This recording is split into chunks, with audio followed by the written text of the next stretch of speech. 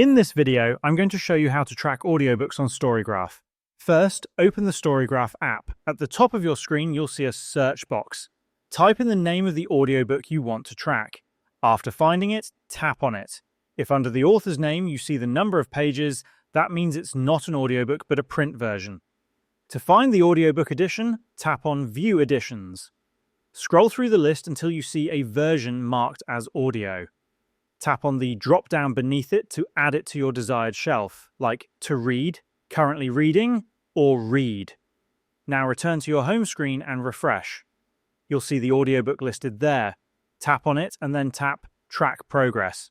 Unlike physical books that show pages, here you'll see hours and minutes. Tap on the drop-down menu if you prefer to track by percentage, or stick with hours and minutes. Enter your listening progress into the provided format.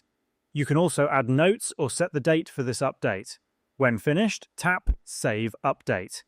You'll now see your progress bar reflect how much of the audiobook you've listened to. Back on your home page, it will also show your updated progress. This is exactly how you can track audiobooks on StoryGraph.